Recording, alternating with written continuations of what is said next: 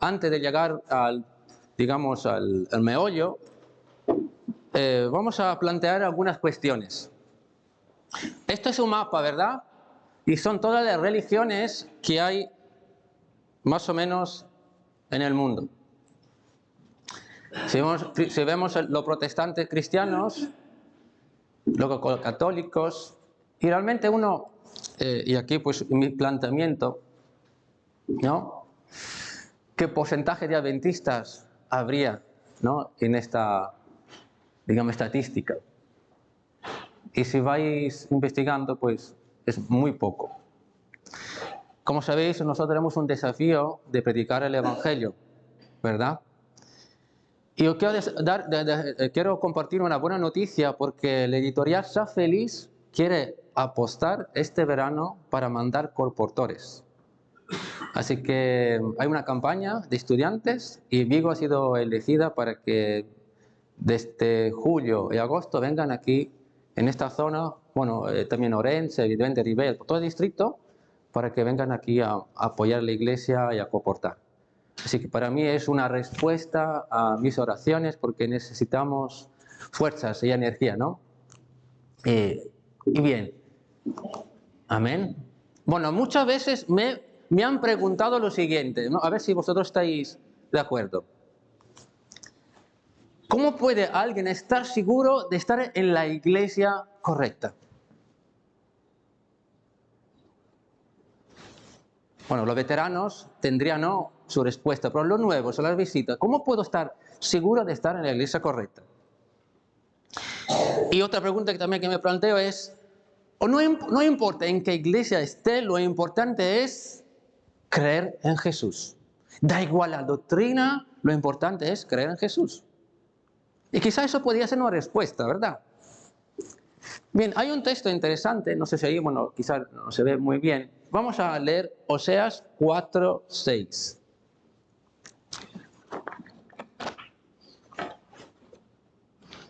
Y si no, si el primero que lo encuentre, Oseas, yo mismo lo leo, ¿vale?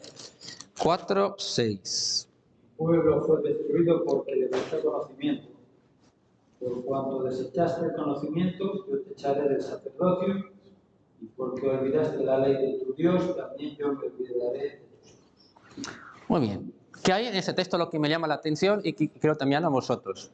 Lo primero es falta de conocimiento.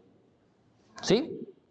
Segundo, dice el texto, echaré de sacerdocio. Y tercero, olvidaste la ley de tu Dios. Así que mi pregunta es, ¿tenemos poco conocimiento de la palabra de Dios?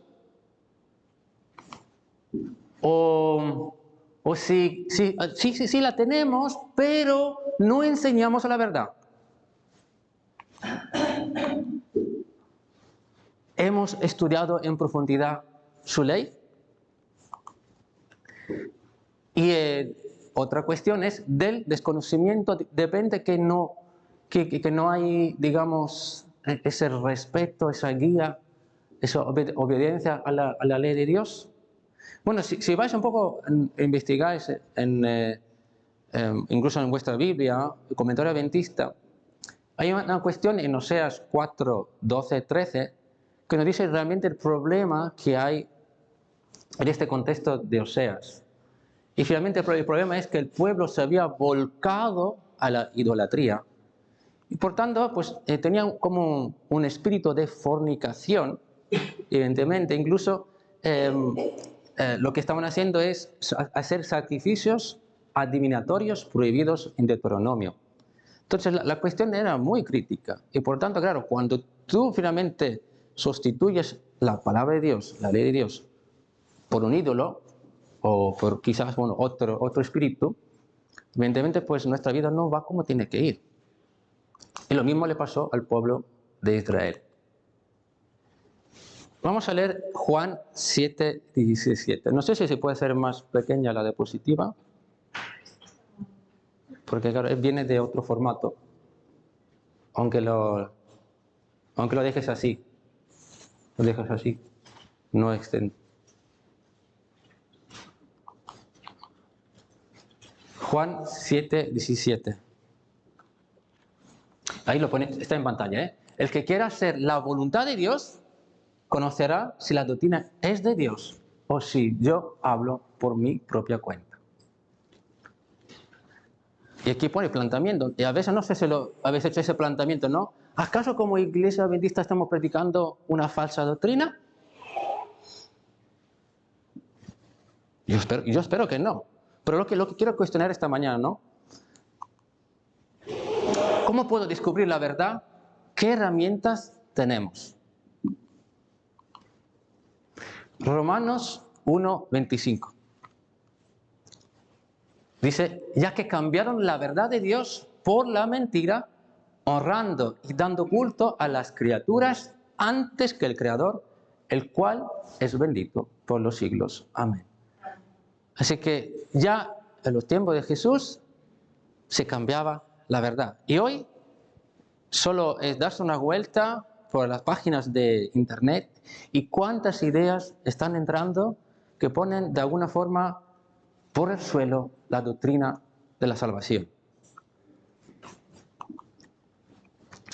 ¿Alguien ha cambiado la verdad de Dios? Marcos 7, 7, 9. Interesante ese texto, que también se conoce bastante bien. Pues en vano, dice, me honran enseñando como doctrinas mandamientos de hombres. Porque dejando el mandamiento de Dios, os aferráis, y aquí muy interesante porque va a ser la parte de este desarrollo, de este sermón, a la tradición de los hombres.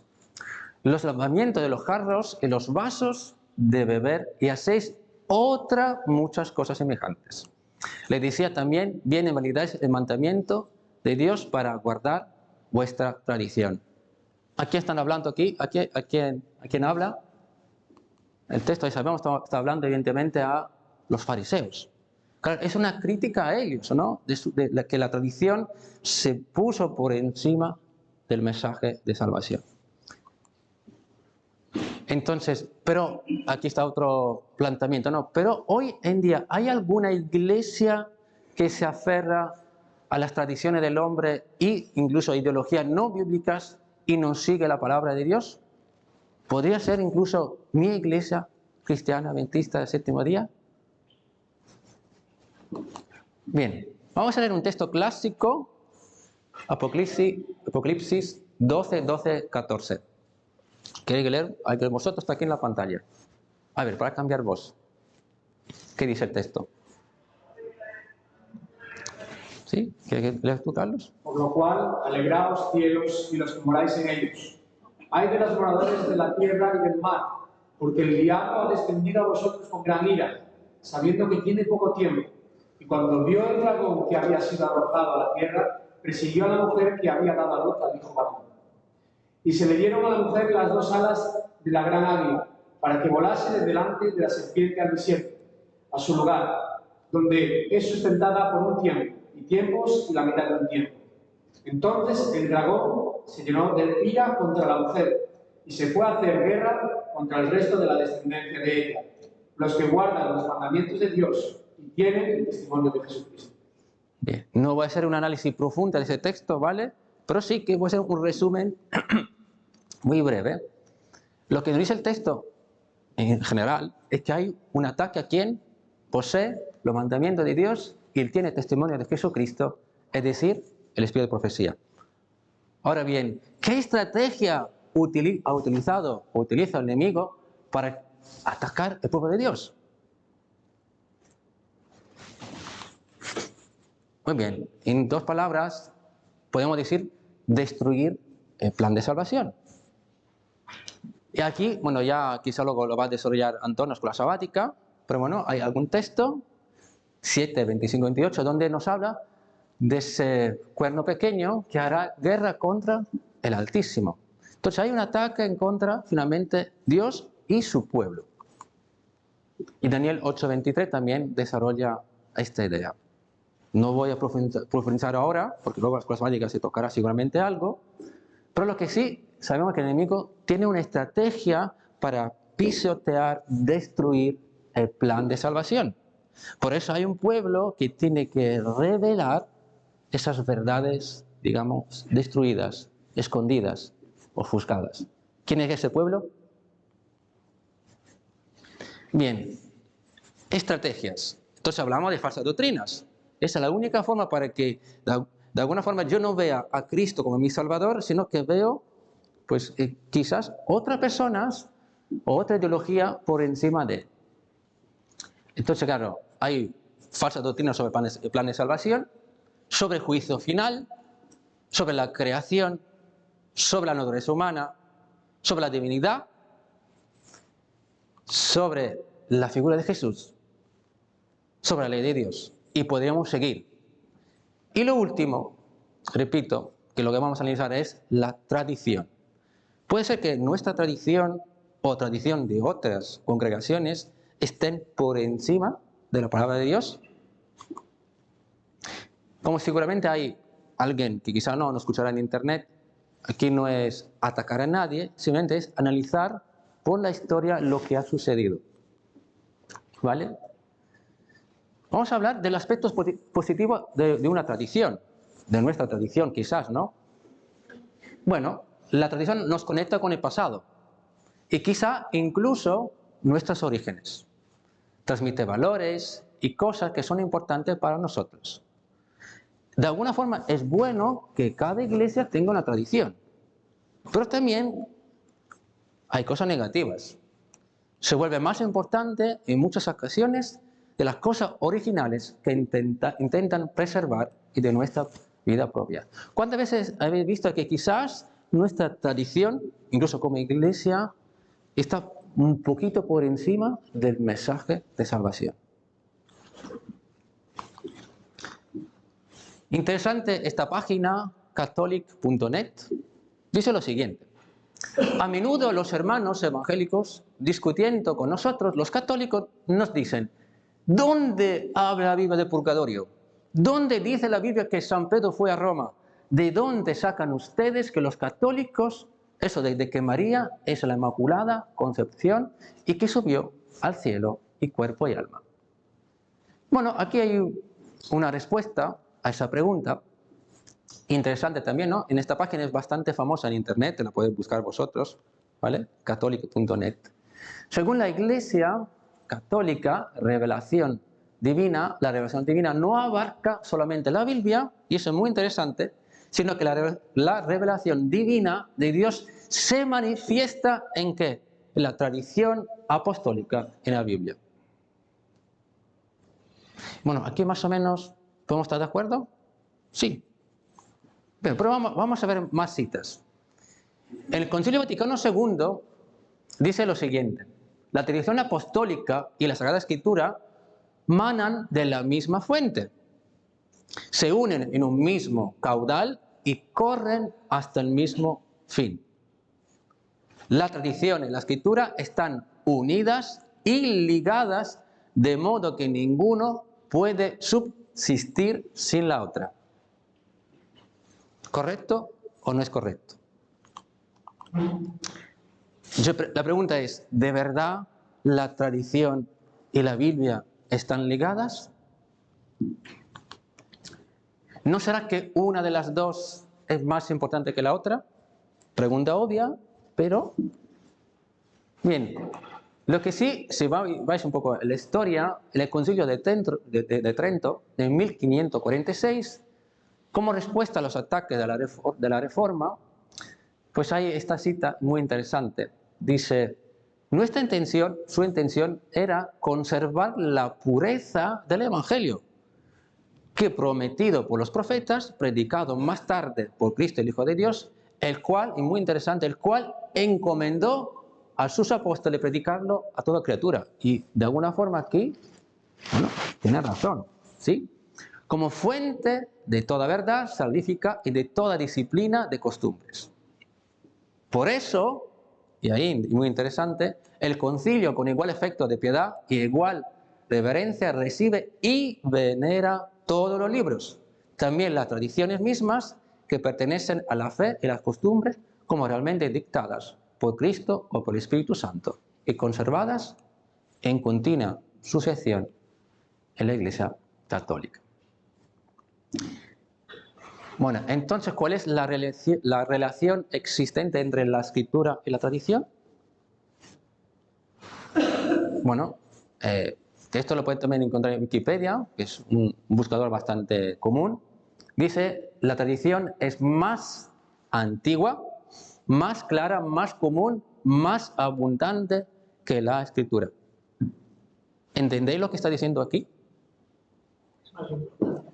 Más importante. Aquí se está creando el dogma, ¿no? Finalmente.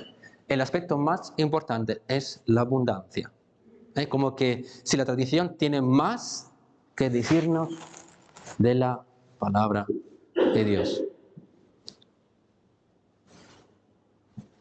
Entre paréntesis, a veces en nuestro contexto adventista, quizá el manual de iglesia o la tradición nuestra misma de iglesia, incluso, con todo respeto, Elena White, puede ser vista por encima de la Biblia. Y eso es un problema muy grande.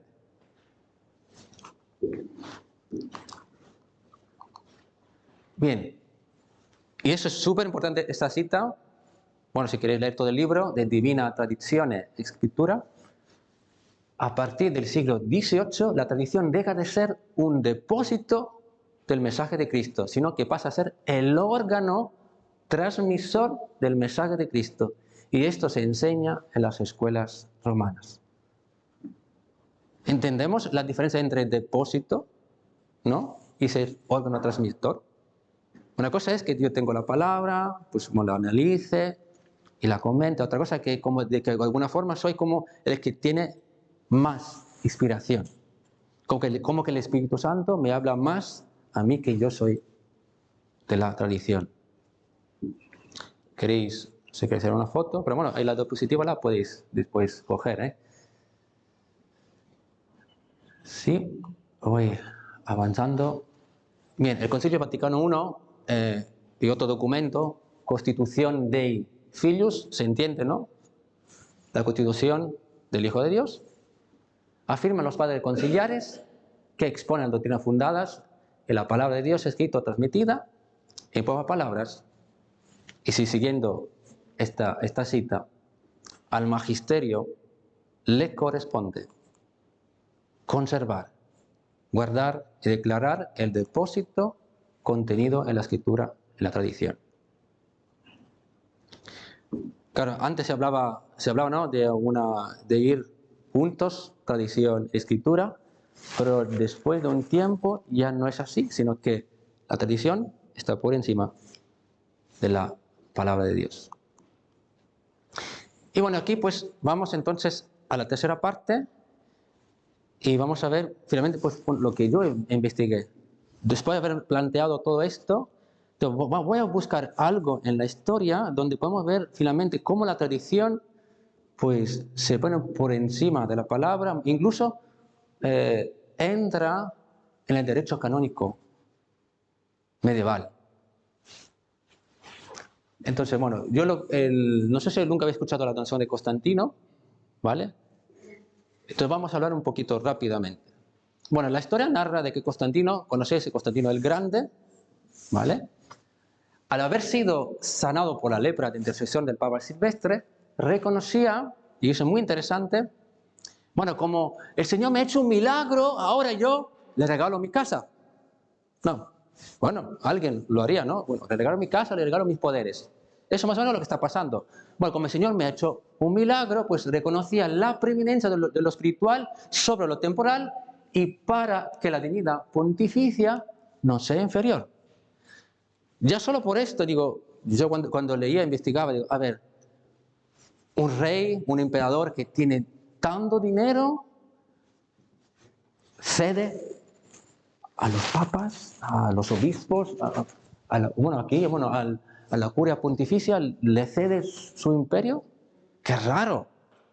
Cuando más dinero tienes, normalmente menos das, normalmente, ¿no? A menos que tenga un corazón, ¿no?, muy generoso. Sino que sea tomada una unidad, gloria mayor del imperio terrenal, dice el documento, concede al palacio imperial de Letrán, que este es el territorio de Roma. Bueno, sabéis de dónde vengo yo, ¿vale? Italia, la ciudad de Roma y todas las provincias, distritos, ciudades de Italia y Occidente. Eso quiere decir que la máxima autoridad política del mundo, finalmente, reconocía el orden divino establecido desde la venida de Cristo a la tierra y la sucesión apostólica en la persona del Papa. Todo esto está en latín.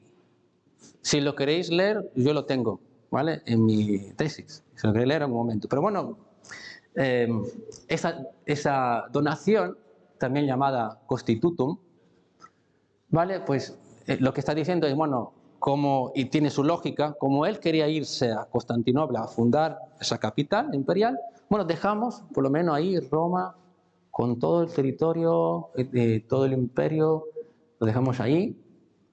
Y en otra palabra, entonces, el occidente con capital Roma, la Roma, donde estaban los restos del apóstol Pedro, cuyo obispo era considerado primado de este siglo IV, quedaba entonces en manos de quien como vicario estaba investido con todo el poder de Cristo. Así que ganó la lotería, finalmente, ¿no? El obispo de Roma. Le están regalando todo. Imaginaos que ahora venga, no sé, el rey de España y dice, bueno, la iglesia adventista, como soy muy simpático, gente muy generosa, muy humilde, pues ahora le regalamos y XXX, ¿no? Pues finalmente es lo que sucedió. Bien, bueno, en realidad, si eso fuera verdad, bueno, vale, se podía aceptar, pero el descubrimiento es que ese documento es apócrifo, o era apócrifo. La carta de ese documento se divide en dos partes, la profesión de fe y la donación proveniente de dicha. Y podemos leer esto, un poquito más, ¿no? De historia. El emperador concede al Papa, eso es lo que dice el documento, y sus sucesores poder, dignidad, insignias imperiales, además de la soberanía perpetua sobre Roma, las provincias, las ciudades de toda Italia y las provincias occidentales. Incluso, dice, adjudica también a Roma la primacía sobre el resto de los patriarcados, Antioquía, Alejandría, Constantinopla y Jerusalén. Bueno, esto es historia, pero bueno, para repasar un poco, según algunos historiadores, quizás esa donación se hizo en Galia o en Roma, en París, no se sabe exactamente, en el año 850, pero lo que sí que es cierto que el éxito de esa falsificación fue tan grande que finalmente logró su objetivo. ¿Cuál era? Sostener la libertad y la independencia eclesiástica de la sede romana frente al poder civil. Bien, entonces la Iglesia entonces utilizó la donación, o donatio, en latín, como la demostración, también como lo demostró la historiografía. Por un lado, claro, la idea era, nos vamos a deshacer de ese poder de Bizancio, incluso del reino de los francos, y por otra parte lo que consiguieron es construir y apuntalar su poder, el poder, ¿no? del Papa, de la curia romana, por mucho tiempo. Bien, y esto, pues bueno, se empieza a engrandecer, sobre todo en el siglo XII y XIII. Bueno, en pocas palabras, porque quizá la historia puede olvidarla, pero yo podría resumir esto que gracias a este documento y mucho más otros que también falsos, la Iglesia pudo defender su patrimonium Petri. El patrimonio, decíamos, esos lugares, el patrimonio, lo que tenían, pues, no, esa casa, lo que tenían, patrimonio Petri, territorios.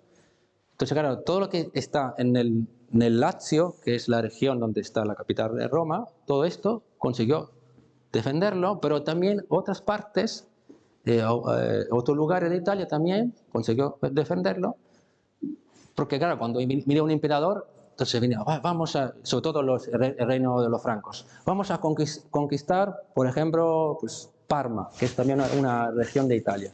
Pero dice, no, mira, es que esto me pertenece, el emperador me dio, tú no puedes hacer nada, tú no puedes quitarme nada, porque esto es mío, es un regalo de un emperador.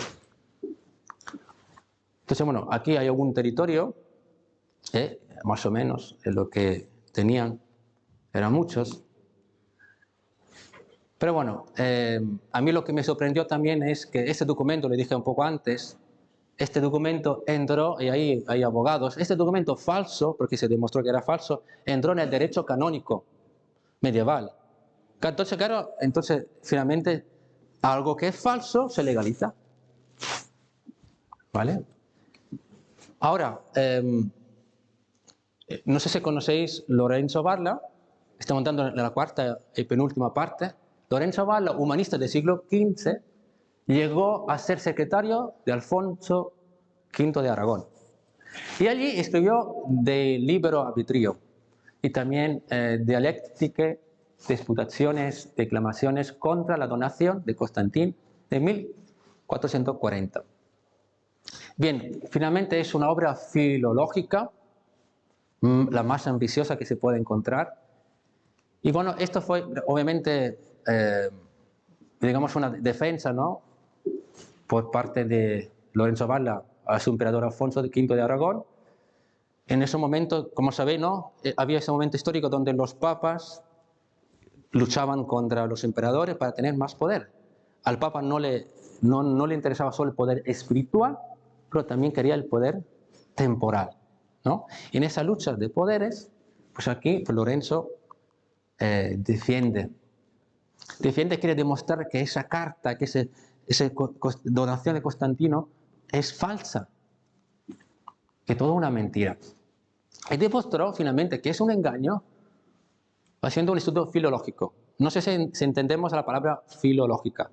Filos, amigos de la palabra. Entonces, claro, es estudiar la palabra. ¿El castellano de hace 100 años es el mismo de ahora? No. Entonces, te das cuenta si un documento es del 1900 o del 2020. Incluso las Biblias de 1960, del 2000, pues ya algunos términos son traducidos de una forma distinta. Bueno, entonces pues el análisis lingüístico del texto incorporaba giros idiomáticos y palabras que no existían en el latín. Los años finales, el Imperio Romano de Occidente. Y una cosa muy interesante es que en el texto mismo se utilizó la palabra feudo, que en el siglo IV no existía. Entonces, más elementos para decir, pues esto es falso. Pocos años antes, el cardenal y humanista Nicolás de Cusa también había planteado que ese documento era falso. Bien, entonces, bueno, la donación fue finalmente determinante en esa investidura de los reyes.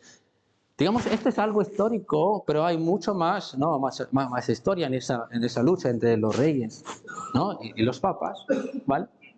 Entonces, bueno, ahí había una disputa con Fray Antonio de Vitondo sobre la composición del credo apostólico. Y claro, ¿qué hacen con Lorenzo Valla? Lo declaran hereje. Vosotros, los veteranos, sabéis cómo habéis sufrido para estar aquí, en esta iglesia, ¿no? Cuando uno quiere decir la verdad, pues alguien quiere ofuscarla.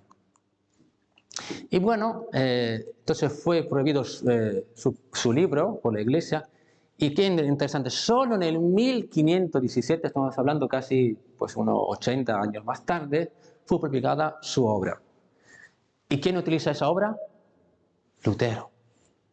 Utilizada en contra de la iglesia y hace pues un llamado pues a la nobleza cristiana en Alemania. Bien, gracias a este documento y muchos más otros documentos, ¿vale?, la iglesia se ha enriquecido y defendió todo su territorio del centro de Italia hasta 1870. A partir de esa fecha, solo consiguió mantener el Vaticano. Entonces es muy curioso, ¿no?, cuando iba ahí los reyes francos, repito, ¿no?, dice, mira, vamos a conquistar, porque hemos conquistado, hemos invadido. No podéis. Ojalá podía decir, viene aquí, no sé, alguien, dice, mira, aquí esta iglesia no la puede tocar porque me la regaló tal emperador, ¿no? Y bueno, todos los historiadores hoy en día apoyan la tesis de Lorenzo Valla. Bueno, conclusión. Me gustaría pues leer estos textos, porque creo que son muy importantes para realmente hacer una reflexión espiritual de algo histórico. Dice el texto, no os engañe nadie por filosofías huecas, sutilezas, tradiciones de los hombres, conforme al mundo, y no, y aquí muy importante, según Cristo. Colosenses 2:8. Otro texto más, Efesios 5:6. Nadie os engañe con palabras vanas. No os dejéis llevar de doctrinas diversas y extrañas. Hebreos 13:19. Nuestra iglesia en este momento, a lo que lo sabéis, está muy atacada. Hay ideas que no son nuevas, porque eran del siglo I, siglo II. No sé si os suena universalismo y otras ideas, incluso contra la divinidad de Jesús. Son ideas que realmente han existido antes, en el tiempo de Jesús, y vuelven ahora, quizás se llama de otra forma, pero están ahí. Y nosotros entonces creo que necesitamos una iglesia donde haya hombres, mujeres, permitirme como Lorenzo Varla, que tenga el valor de decir, mira, esto, aunque me cueste la vida, esto no es palabra de Dios. Y que tenga también el valor de decir, mira, mi misión, porque sabemos, ¿no? La misión de los tres ángeles, una de ellas es predicar la palabra, el mensaje de salvación. Y nosotros tenemos esa misión. Nosotros tenemos que decir a las personas que están equivocadas que el mensaje de salvación es otro. Es muy distinto de lo que ellos han entendido. Y aquí tenemos toda la escritura para poder enseñar. Dice Juan 10:27, mis ovejas oyen mi voz y me siguen. Nosotros tenemos que seguir esa voz que nos dice, mira, esto no está bien, tiene que corregirlo porque tiene que enseñar el verdadero mensaje de salvación. Entonces, por eso tenemos que predicar que no existen doctrina de vicario Cristo en la tierra, que no existe la doctrina de muerte del alma, tampoco los sacramentos, el bautismo por expresión, la doctrina del infierno, el domingo como el día del reposo, los documentos papales que están por encima de la Biblia, y mucho más. Pero no es solo para una iglesia esa observación, y quizá alguien diría una crítica, ¿no? Pero también para nosotros. A veces, repito, ¿no? Nuestro manual, nuestra tradición, incluso Elena White, puede estar por encima del mensaje de Dios. Así que mi deseo es que nosotros en oración le podamos decir al Señor, Señor, mira, si hay algo de mi tradición como iglesia que me impide ver ese mensaje de salvación o me impide escuchar esa voz para que yo cambie, Señor, pues ayúdame. Deja que yo pueda poner de un lado esa tradición que puede ser importante, pues, pero no por encima de la Biblia, y que yo pueda dejar que el Espíritu Santo, ¿no?, cambie mi vida en nuestros corazones. Que Dios pues, nos ayude en ese camino y que jamás ninguna filosofía, ninguna ideología, ninguna iglesia se ponga por encima de lo que Dios nos dio con todo su corazón, su amor, que es la palabra de Dios. Que Dios os bendiga. Amén.